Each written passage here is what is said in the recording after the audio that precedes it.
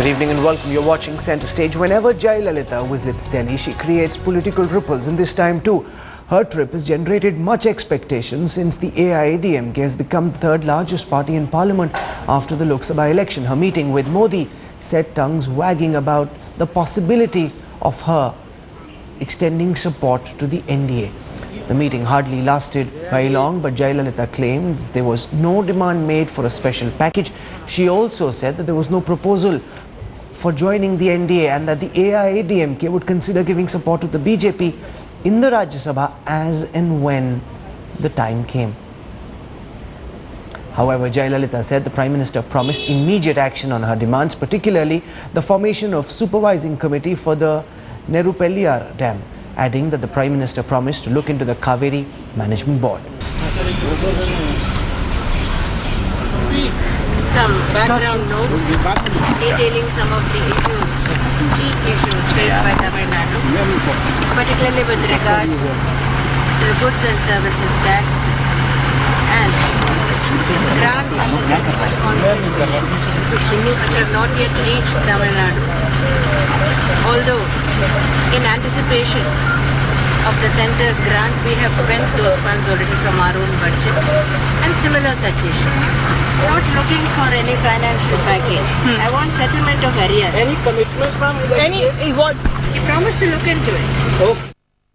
Are we seeing the emergence of a grand NDA, a mega NDA that will power Narendra Modi and enable him to push through all his plans, policies and programs? Joining us on Center Stage tonight, we've got Sanjay Kaul, member of the Bharatiya Janata Party, Kalikesh Narayan Singh Dio, member of Parliament of the BJD, Ashok Malik, senior journalist, and also Sumanth Raman, political analyst from Chennai. I want to go across first to Sumanth Raman because Jayalalitha says that while there is no proposal to directly join the NDA, she will support the BJP, especially in the Rajya Sabha, as and when the situation arises. Are we to understand this to mean, Mr. Raman, that Jayalalitha and possibly a Naveen Patnaik will be for the NDA what Mulayam and Mayawati were for the UPA, allies of convenience who will back and support the NDA as and when required?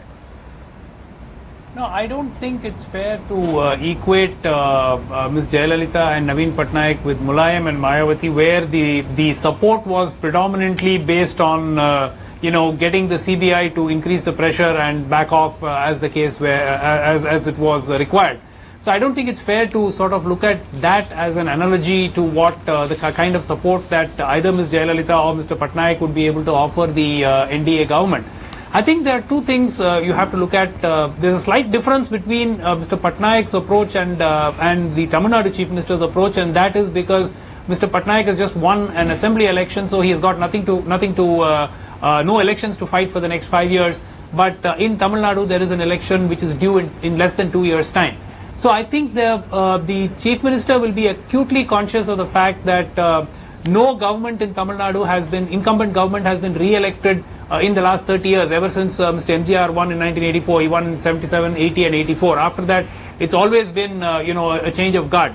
So the Chief Minister will be very keen to ensure that she wins the 2016 Assembly election, and so therefore, signing up with the NDA at this point of time does not make a lot of sense for the simple reason, except that she would have a few ministers in Delhi. But beyond that, staying out and giving issue-based support makes enormous amount of sense simply because it gives her the leverage to put pressure. Okay, you've made your opening comments. I want to go across to Ashok Malik. It keeps the minorities also.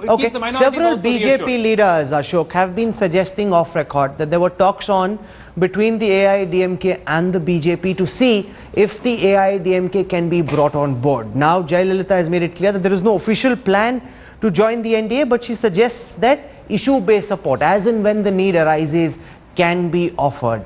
Does that mean that we're essentially seeing the first steps towards the creation of a mega NDA or Mayawati Mulayam type formulation, whatever their motivations may be, that will help Narendra Modi push through his legislative agenda?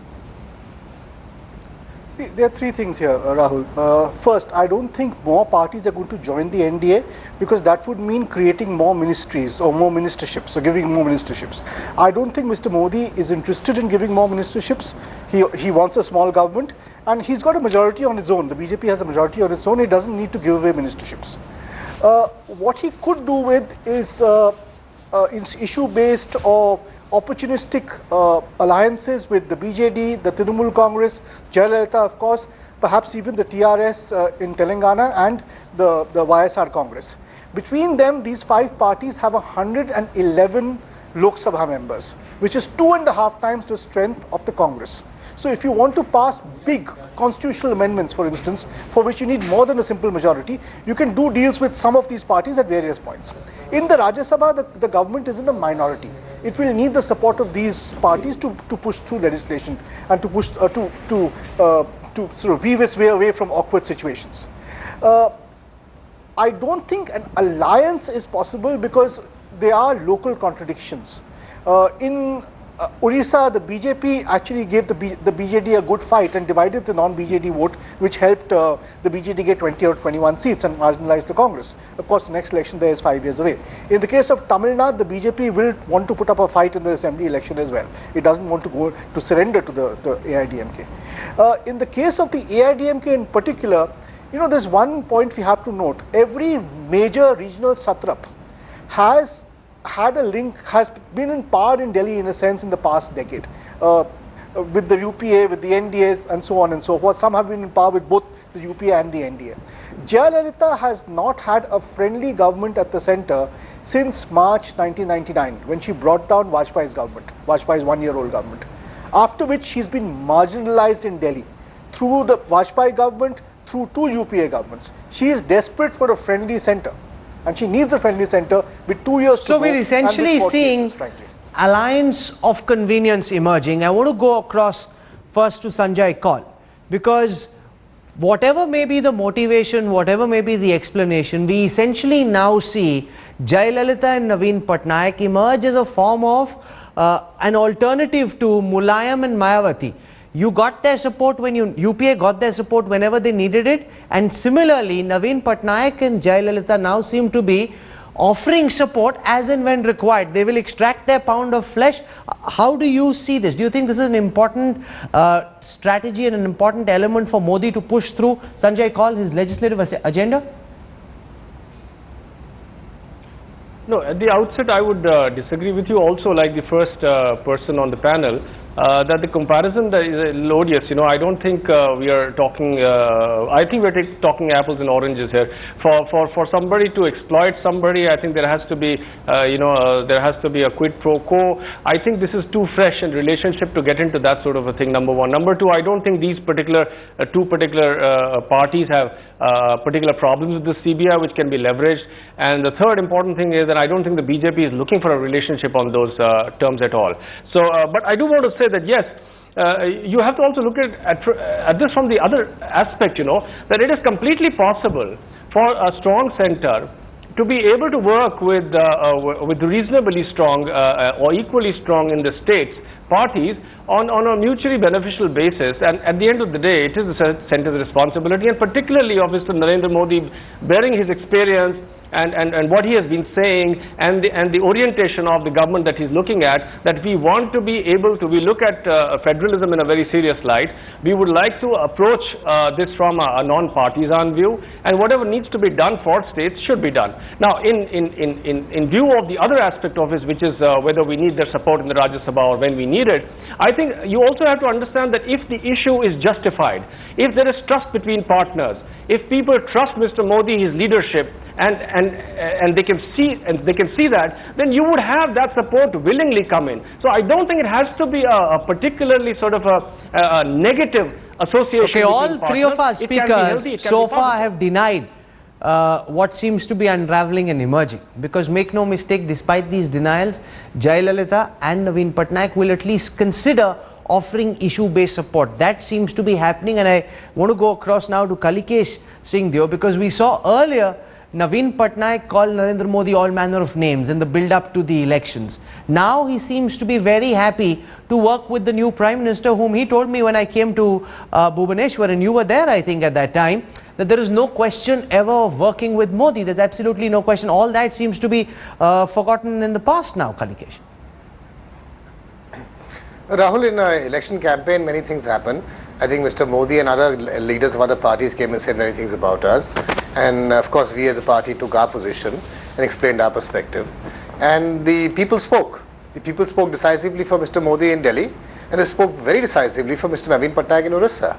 Now, it is the duty of both who have been constitutionally elected to work together to try and better the conditions of the people of Orissa and the people of India. And as far as the BJD is concerned, it's absolutely consistent in the way it's kept its stance, that is equidistant from both UPA and NDA. But that doesn't mean that we will not support issues which are of benefit to the nation or of benefit to Orissa. That's the responsibility of us as political representatives. We have to work for betterment and not be destructive and oppose for the sake of opposing. You're saying you will work for betterment, which is essentially the sort of position that Mayawati and Mulayam had both taken. And that brings me back to the analogy I drew, which all our experts, including Kalikesh, denied, because Mayawati and Mulayam, as and when the need arose, when the UPA needed them, bailed Manmohan Singh and the UPA out. Now essentially Naveen Patnaik and Jayalalitha will do the same, Kalikesh, despite all your denials. Not at all, Rahul. As we all know, the pressures on Mayawati and Mulayam of the CBI and other extraneous pressures which were on them, and even on issues which they disagreed with in public, they went ahead and either supported the government on the floor of the House or then abdicated and absented themselves from the vote.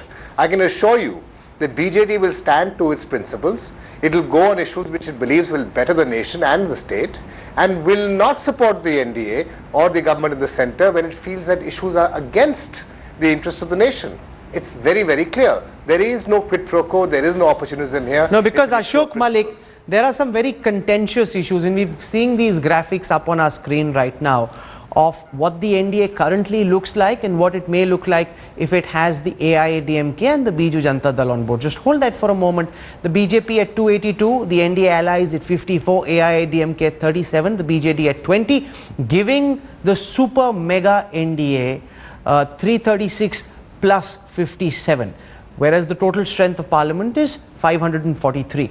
Let's come to the Rajya Sabha figures for a moment. In the Rajya Sabha as well, the BJP is well short of a majority. The total strength is 238, out of which the NDA has 57 plus 14. You need 120 to be able to push through your bills in the Rajya Sabha. Even after you add the AIADMK and the BJD, you essentially don't reach the halfway mark. Now, Ashok Malik, my question is, there are contentious policy decisions that are part of the BJP's manifesto. There's Article 370, which the Minister of State in the Prime Minister's office has already spoken publicly about. There are also others who've been murmuring about the need to push these things through. Will and AIADMK and the BJD, will we see them support the BJP on these key contentious issues which are part of what the BJP would ideally like to achieve in the next 5 years? Ashok?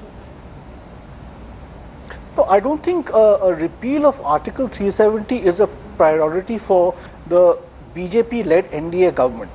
As Jitendra Singh said, and perhaps should have said in a better way, it is a stated position of the BJP as a political party, which is fine. But I don't think the government either is going to do it or is in a position to do it. Where a larger NDA or a larger legislative strength would be needed would be to push either politically contentious decisions like, for instance, opening up coal mining to the private sector, or denationalizing Coal India, if for instance it happens, or pushing ahead with constitutional amendments in terms of labor or with labor law changes, where everyone in the NDA may not be on board, or you may need more supporters, you may need to build a wider consensus. You may not find support from the 44 members of the Congress in the Lok Sabha and the number of the Congress members, I don't know the number, in the Rajya Sabha. There you may need to build a larger coalition of regional parties and state parties, where the AIADMK, the Trinamool Congress, at various points these parties or the Biju Janata Dal, or as I said, the TRS may come into play. I don't think you're going to see legislation on the Ram Janmabhoomi issue or Article 370. I think it's more economic legislation we're talking about. No, but Ashok, it's not as simple as that. while there are elements that don't want Article 370 to be pushed just at this time, there are elements that don't want the Uniform Civil Code. Equally, there are elements within the government and within the larger Sangh Parivar that believe that this is the best opportunity to push this through. The BJP cannot do so by itself. Do you see, Kalikesh, the possibility of the BJD supporting the Narendra Modi government when it comes to a contentious issue like Article 370 or the Uniform Civil Code? Well, Rahul, you'll understand that every issue which comes up has to be placed on the floor of the House and has to be discussed thoroughly within the parliamentary party of the Biju Janata Dal. It's only after that that we'll take a decision. But let me be very clear with you that we will not take a decision which hinders the interest of people of the nation, even if they are the minorities. Okay, Sanjay Kaul. Ashok Malik suggests that these are not priorities for your government. There are many in the BJP who've said, yes, these are priorities. They are past. They are in our manifesto. They've been approved and stamped by the people who gave the BJP a simple majority in parliament, which essentially for them means that this is part of what the BJP can push through. Do you see the possibility of Jayalalitha or Naveen Patnaik helping the BJP in trying to push these issues? Is that part of the larger design and plan, Sanjay? No, like I said, there is no design or plan. The fact is that as things come up, they are sort of taken care of. And I think in that sense, Jayalalitha was right. She said when the situation arises, they will evaluate it. But the more important point is this. That is not about what is contentious today. The important point is, can we build consensus around that? And if you are able to do so, it doesn't remain a contentious issue. So why would you take away the aspect of building confidence in or an opinion and a public opinion over a period of time? So I think all of these issues, whether somebody may argue they are not a priority or will become a priority. So are you hopeful? Let me phrase this question differently. Are you hopeful that Naveen Patnaik and Jayalalitha will support the BJP when it comes to Article 370 or the Uniform Civil Code, Sanjay? I think if the BJP is convinced about these issues and is able to convince its partners and the people at large, I think it's completely possible. Why would it not be possible? And who can argue that this is about strengthening the nation, not weakening the nation? So where is the problem? So whatever the case may be, whatever the issue may be, do not ignore the aspect of building consensus. And also don't forget that this is the first time that we have a strong government which is trusted by the people.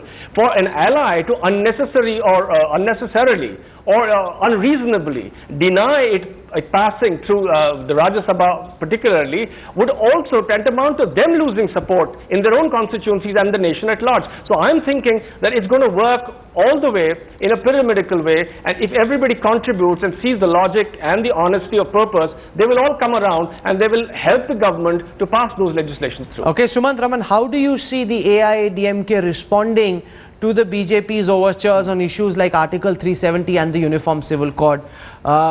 Will it support Hindutva-based issues, or do you think the support will be largely economic? Look, if you look at Ms. Jayalalitha's position over the last 10 to 15 years, about 10 years ago, there was a lot more of a pro-Hindutva stance. In fact, Tamil Nadu, a few years ago, we had the anti-conversion bill, which caused a huge ruckus here. But over the last 5-6 years, definitely there's been a significant cooling off in Ms. Jayalalitha's approach towards the pro-Hindutva line. So it's going to be very interesting to see what happens if should push come to shove and her support be actually sought by the NDA in trying to push through any of the contentious bills.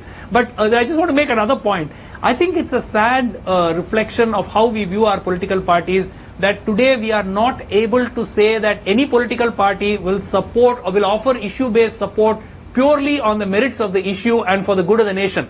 We're all talking of, what is going to be the quid pro quo, what did Mulayam do, what did Mayawati do, and what will Naveen Patnaik do, what will be the quid pro quo. So we're not actually agreeing to the fact that it is possible that at least sometimes there could be political parties which actually offer issue-based support based on the merits of the issue and for the good of the nation. We're not willing to do that. No, but Sumanth Raman, the reality is in Indian politics, every party demands its pound of flesh. There is no support offered unconditionally. if the AIADMK and Naveen Patnaik were to support Modi, Jaya came today with her own list of demands. She wanted help on digital addressable system license for Tamil Nadu, Arasu Cable TV Corporation, infrastructure projects, specifically power, urban infrastructure services, metro rail transport, industrial infrastructure, declaration of Tamil as an official language. She's come with her demand. She wants Modi to deliver as well. Many of those demands are absolutely justified. So, I mean, I don't see those as political demands. I mean, these are pure and simple demands for the benefit of the state, and there's absolutely, it's in fact the duty of the Chief Minister to put forward these demands to the Prime Minister.